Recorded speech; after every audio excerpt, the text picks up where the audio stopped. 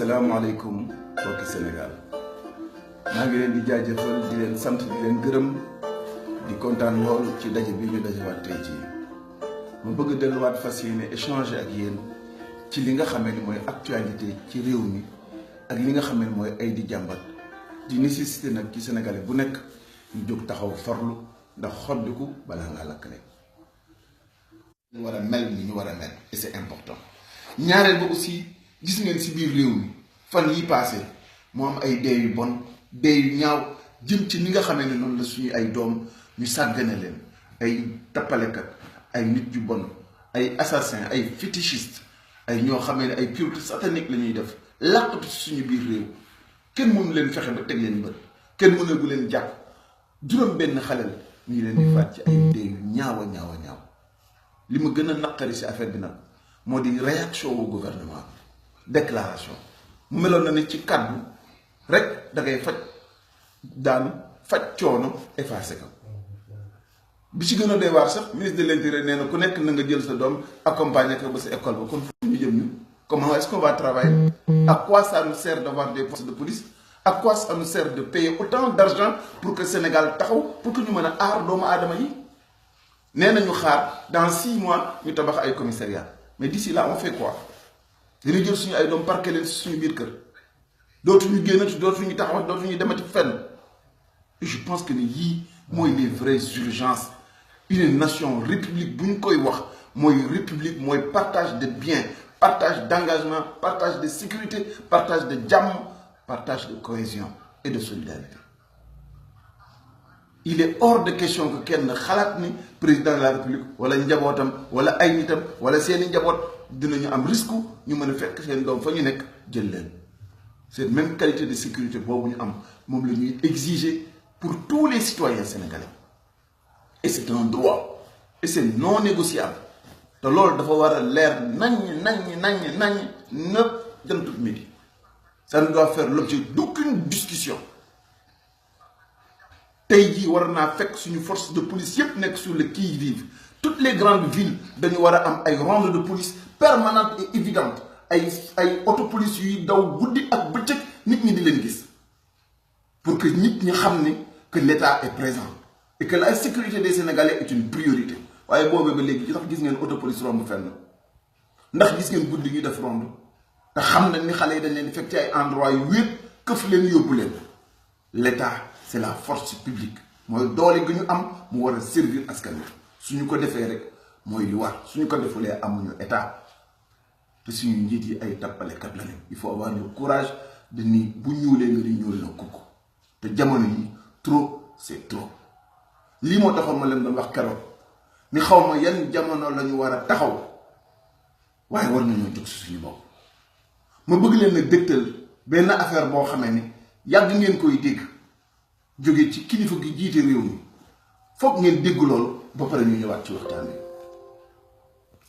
ndax wax jooju dafa di wax joo xamee ni day caractériser taxawaayam caractériser urgence lii ñuy dund di caractériser aussi coono yi nga xamee ne am nañ ko ak nécessité wu ñu war a ànd jël taxaw.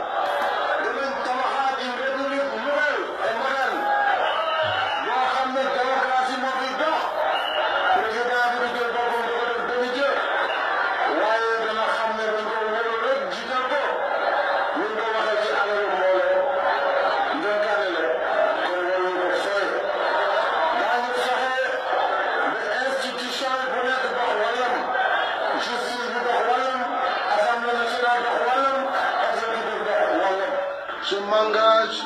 à n'exercer qu'un mandat de 5 ans et cette réforme qui limitera le nombre de mandats à 2 et la durée à 5 ans ne pourrait plus faire l'objet de modifications. loolu moo tax ngeen war a xam ni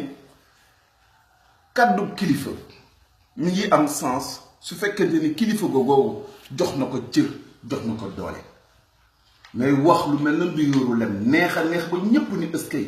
nga tukkee moom àddina yépp OUA nga dem Union africaine dem Nations Unies dem Union européenne fu nekk nga taxaw fa wax sa wax joo xam ne engagé na 15 millions de Sénégalais mu mujj mu doon ay fen yu leer nañ parce que Serigne Touba dafa ni bàyyi fen mu gën jàng alxuraan te américains yi waruñoo gën dañu ndax ay nit lañu comme ñun s'il y a plus de 200 ans ils avaient compris que ni kilifa bu la fenee dara waru la sa diggante ak moom lu dul wàcce ka c'était parce que xam na ni nit bu la commencé fen bu la waxee ne damay assurer sa sécurité daf lay nax et ça ne m'étonne pas que ñu am jafe-jafe yi ñu am à l'étranger comme à l'intérieur de notre pays bu la waxee ne sa alal dinaa la ko sàmmal dafa lay fen et ça ne m'étonne pas que ñu am ay contrats pétroliers frauduleux alal ji ci zircon bi alal ji ci or bi alal ji ci pétrole yi ci ressources naturelles yi loo mën a dem teg diil ak dóor marto la ñuy def ça ne m'étonne pas aussi su fekkente ne dañoo engagé wu ci ay principe ni état de droit la ñuy def sama mandat juróom-ñaari at la man maa koy wàññil sama bopp ba mu des juróomi at ça ne m'étonne pas que ñu mën ñoo fen parce que lii mooy li am te si Abdoulaye daan na wax ni nit koo mën a jël waxu daawam ak waxu renam soo leen dajalee mu doon mu nekk en contradiction bàyyil xamal ne du nit dara te en réalité kii ñu yor si suñu bopp réew monsieur le président de la république du nitu dara parce que sa parole ne vaut rien amul benn sens ndax respecté wul ay kàddoom waaye yow boo respecté wulee say kàddu say engagement yu simple nan laa la mën a defee confiance boo ma waree assurer sama sécurité nan laa la mën a defee confiance bu fekkente ne war nañu dugg ci justice liberté ak doomu aadama yi am sañ-sañ ak seen àq ak seen yelleef ñu respecté ko ça ne m'étonne pas aussi su fekkente ni malgré les 1001 promesses yi nga xam ne def na ko te defu ci dara mu mën a wëlbatiku di créer toutes les difficultés de la terre autour de l'opposition sénégalaise amul parti booy jël ci Sénégal te njiit la nekkul ci fitna nekkul ci jafe-jafe nekkul ci coono ki ci mujj mooy Khalifa Ababacar Sall mi ngi ni ko ràpp ci biir kaso bi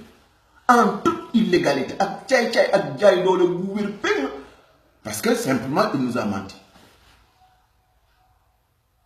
ndax fen wu njëkk woo moo daganal yi ci des yépp moo tax mu xam ni comme tegatul ci kaw dëgg lépp lu muy teg di la njut njaay ak tappale te bu ma kenn wax ni nag pourtant da nga àndoon ak moom man ànduma ak Macky Sall et je le dis haut et fort ànduma ak Massamba ànduma ak Mademba Sénégal laa àndal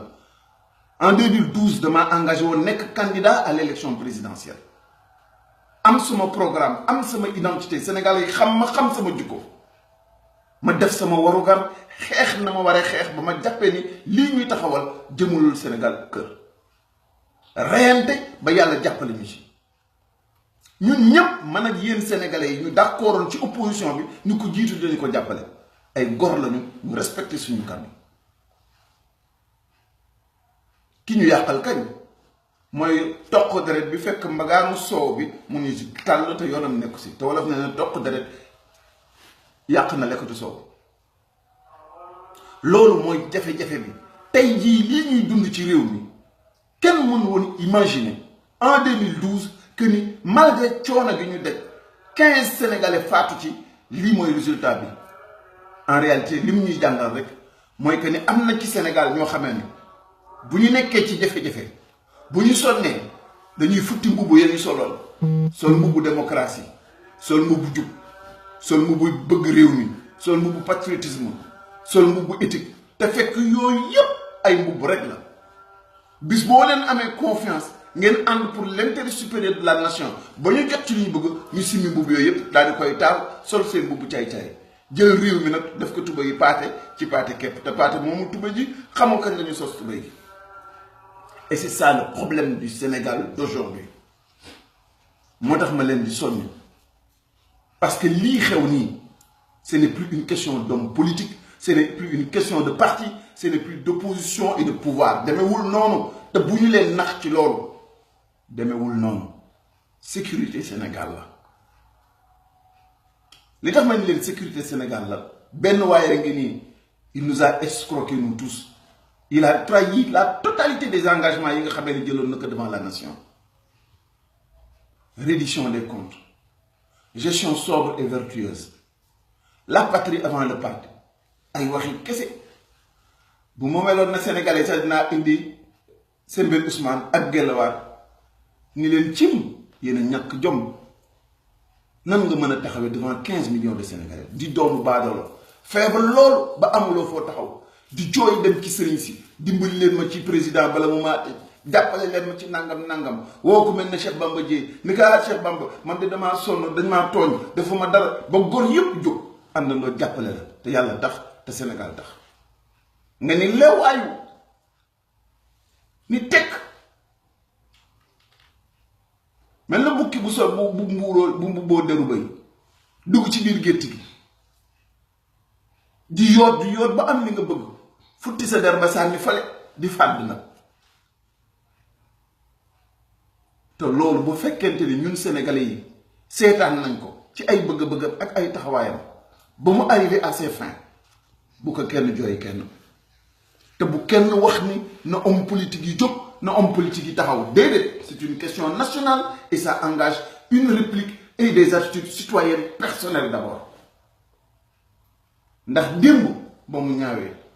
ay nit rek ñoo jógoon ay xale li ci ëpp jóg taxaw képp koo xamee ne da nga toog ci sa kër ni nag affaire bi affaire politique la naa leen bàyyee ñoom politiciens yi bu ëllëgee lépp lu xew ci réew mi na lu wér ni yow ak Macky Sall yéen a ci bokk responsabilité ndax sa taxawaay complicité la sa taxawaay day mel na nga jël paaka namm ko ba mu namm jox ko ab addu kalpe ku mu ci gaañ wala mu rey la ci yow moom ko ay complice ngeen sa taxawaay en ce moment là toog seetaan mbir mi lu ridicule na comme su fekkoonte ni nga nekk sa biir kër benn waay jógee ci biti ñëw dugg jël say fauteuil jël say meuble jël say bijoux jël yëpp yanu yóbbu teg ci sa buntu kër jaay ka ba mu jeex tàkk wëlbati ko ñëw jël ñaari téeméer wala ñaari junne ne la am maa la ko mosal nga ne ko jërëjëf awaay waa ji moo baax xam ngeen ni benn gor du accepter état de fait boobu. Si vous le refusez dans vos maisons, c'est une obligation et je vous en conjure, refusez-le pour votre nation. Refusez-le pour votre pays. Il y va de la sécurité de vos enfants et de vos petits-enfants. Macky Sall et sa clique sont devenus un danger pour la République. C'est le seul danger que je connaisse aujourd'hui. ñii musiba la ñu ci réew mi ndax man mënumaa gëm ni as gor goo xamee ni dañ laa fal ci ay critères yu leer nañ mu amoon lu ñu naqari si réew mi nga nit nga engagé wu ne di nga ko dindi ñu fal la nga wëlbatiku loolee lépp nga sànni tuur ko biir géej indi loo xam ne moo yées téeméeri junni yoon la nga xam ne moom lañ doon jooy ba pare taxaw di xool nit ñi si biir bët ba pare bëgg ñoo gëmloo ni tu vas nous apporter l'émergence. Ce n'est pas possible et ce n'est pas acceptable. maa ngi ñaan Sénégalais bu mu mën a doon ngir yàlla xool leen seen bopp xool leen seen réew parce que man bugguma bokk si ñi nga xamee ne bu ëllëgee dinañu am une part de responsabilité dans ce qui va nous arriver ñii la ñuy taxawee di xool mu dig ñu juróomi at lànk kottu nguur gi ni du ko wàcc bi mu duggee ci illégalité boobu yàq na suñu système électoral suñu processus électoral indil ñu ay carte électeurs yoo xam ne amuñu ci woon benn soxla parce que dafa bëggoon escroquer Sénégalais yi escroquerie boobu feeñ na ci référendum bi gën a feeñ ci législative yi ay Sénégalais war a am sañ-sañu tànn ñu privé leen seen droit te privation boobu ba léegi tey la wàllu gën a ay yemul ci loolu mu domestiqué ñëpp ñi nga xamee ne ay contre pouvoir lañu bari na ci ñoo xamee ne ñu ngi nekkoon ci presse bi doon ay patron de presse bari na ñoo xam ne ñu ngi woon ci société civile bi amoon kàddu gu rëy di kaas lu bari ñooñu ñëpp transformé na leen ay xar wërbatu ko def leen ay surga ñu nekk ci gannaaw ñu dimbal mbeli waaye bu amee ñoo xamee ni bàyyi nañu seen bopp fàtte nañu ñooy ñan la majorité dañoo war a taxaw solidaire ñu àndandoo ñu def ko face parce que def ko face mooy suñu sécurité def ko face mooy suñu jàmm xool leen lu bon li mu jëli non seulement yàq na war nañu nax nañu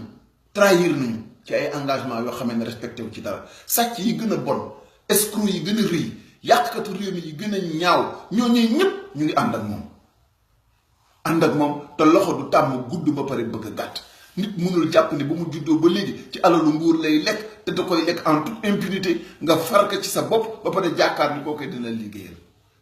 tous les escrocs tous les pires ennemis de la République tous ceux qui retardent notre processus de développement ñoo ñëpp ñu ngi daw ànd ak moom caaxaan folklore toppe mbumbaay bi ak jël alalu réew mi du ko dugal fu fenn nekkul ndax moom kilifaam nekkul ci réew mi ma ni moom borom salaatu ala fatiha sëriñam nekkul ci réew mi ay sëriñam ñoo ngi ca bitim réew te sëriñam yooyu ñooñu lay tarbiya ñooñu ñoo koy jox ndigal muy jëf te ñàkk fayda weesu nag nga fekk koo xamee ne dafa am borom ba pare nga jël sa bopp wékk ko nee naa leen keroog ku fàtte la la fal ñu war laa folli te kii nag jiite bopp réew mi mooy geenu fas bi nga xamee ni sàngalu ñu awra dàqalu ñu weddi ba pare nag boole ñoo musiba gi yoon mbir moomu yépp àndal ma leen di ñaan compte tenu de l'urgence nee naa leen léegi nax nañu bokk ñun ñëpp war nañu ci ay engagement yu mu jëlul wëlbatiku na déstructurer suñu système électoral yamu ci mu daal di wëlbatiku jënd ñi nga xamee ne ñoo mënoon défendre askan wi yëpp corrompre suñuy élite yëpp yamu ci mu daal di wëlbatiku yàqal li nga xamee ni moo jëm ci élection yi te avant loolu ñenn ci njiitu politique yëpp nee na leen kaaf tëj leen ci biir kaso ñii mu wutal leen tuuma ñii mu dëkkee di leen xas ñii mu dëkkee di leen saaga ñii mu dëkkal leen ci biir rëbës yemul ci loolu ndax comme tàmbali na illégalité bu njëkk ba illégalité rek lay continuer ñoom moo tax tey jii mu indil ñu lii muy tuddee parrainage 65 000 signatures ci ay partis yoo xam ne depuis 1960 ñu ngi dem candidat di nekk ci ay élections di am seeni candidat di mën a indi seeni gis-gis bu neexee sénégalais yi ñu ne waaw bu leen naqaree ñu ñu déet parce que c'est ça la démocratie waaye nan ngay nekkee mbër bëgg décider lan moo baax ci sénégalais yi te yow nga war a dem ñu examiner la comme yeneen sénégalais yi nan la benn élève bu war a def entrée en 6e bëgg a nekk examinateur bay seet nan la yeneen xale yi war a bokk ak moom ci biir examen bi nan la ñu war a ñëwee ak nan la ñu war a ñëwul ak kan moo war a dugg ci salle bi pour def examen ak kan moo warul dugg ci salle bi pour def examen loolu ndax yéen a maanaam est-ce qu'un étudiant en master wala élève lycéen buy def bac est-ce que moom mën na doon koo xamee ne day tànn kan moo war a bokk ci examen bac même déet waaw ñu ne candidature du conseil constitutionnel moo koy def gis ngeen histoire bi en 2012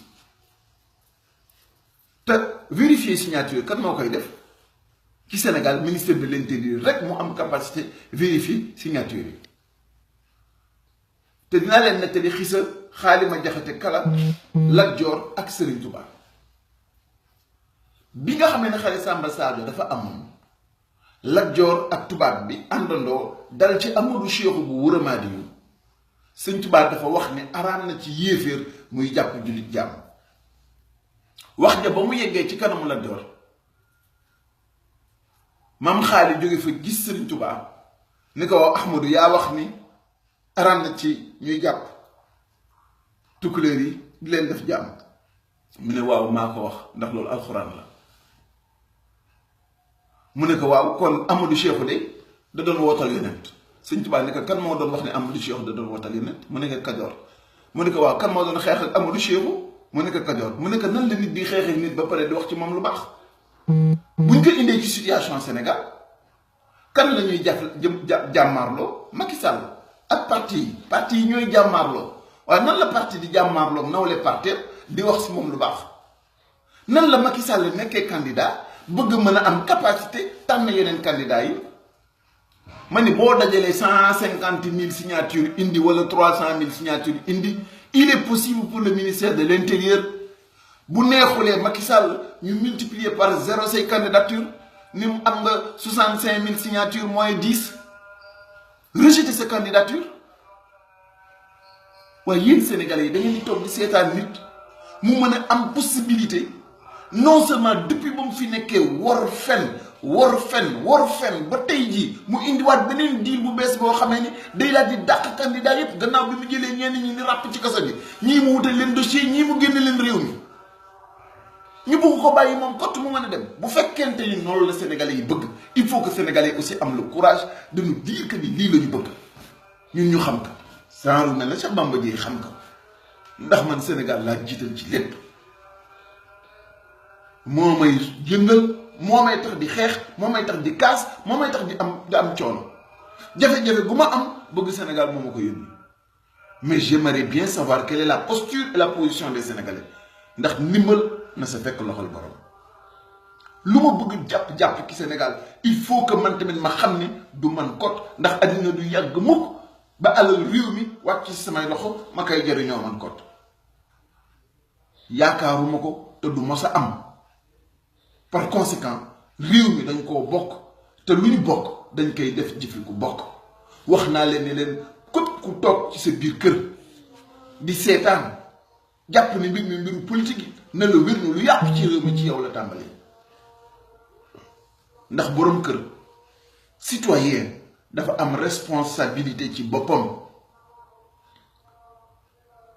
depuis 1960 ajustement structurel sécheresse jafe-jafe fitna ba yàlla ñëw ak xéwalam ñu yaakaar ne jamono yi bu ñu góorgóorloo gérer suñuy ressources minières ak suñuy ressources pétrolières suñu borom mën nañoo dimbali ba ñu mel na réew yu baax yi